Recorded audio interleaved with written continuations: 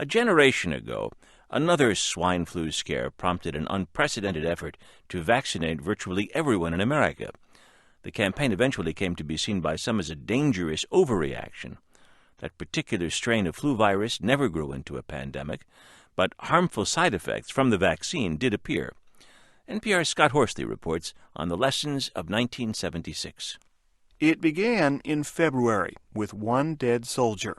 18-year-old David Lewis collapsed in the middle of a 5-mile training hike at Fort Dix, New Jersey. When tests revealed that Lewis had swine flu, it made national news. The rare and deadly flu strain called swine flu killed an Army recruit at Fort Dix, New Jersey, and infected 3 others. This is the same strain that is believed responsible for 20 million worldwide flu deaths in 1918. The specter of that 1918 epidemic haunted scientists at the Centers for Disease Control, like Philip Greatzer. They were afraid of what might happen if a novel virus hit a population with little or no immunity. Some of my relatives had died in the 1918 influenza outbreak, and my mother and father always told me these stories, and that's what really drove the CDC at that time to make a calculated decision that let's be prepared. Then, as now, the outbreak occurred at the end of one flu season, and scientists believed if they hurried, there might be time to protect the public before the next flu season began the following winter.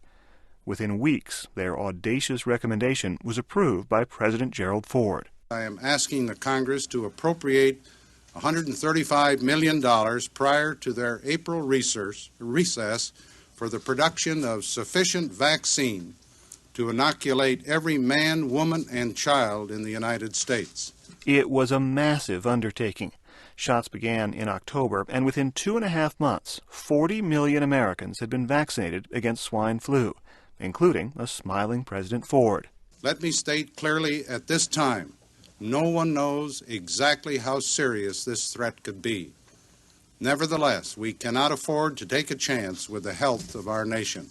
And yet, the government was taking a chance. The feared swine flu epidemic never materialized, but the vaccine became linked to a rare nerve disorder called Guillain-Barré syndrome. By December of '76, it appeared the flu shot posed a bigger threat than the flu itself, and red-faced officials halted the vaccination program. Harvey Feinberg, who co-authored an official review of the episode, says one lesson is not to act prematurely. Feinberg also says policymakers should insist that scientists estimate the likelihood of different events, not settle for a vague but ominous warning.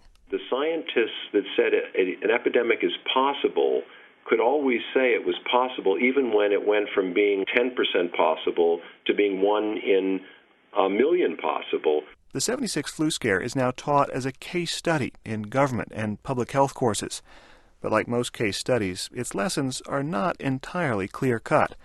Michael Hatwick, who ran the CDC's Flu Tracking Center at the time, says while much of what was done looks unnecessary, in hindsight, at the time, it seemed courageous. There was always the fear of doing too little. I think this time there'll be more fear about doing too much. And that may be a lesson we learned from '76. For flu researchers, 1976 has become a cautionary counterpoint to 1918. Both call for a certain humility in the face of a wily and unpredictable virus. Scott Horsley, NPR News, Washington.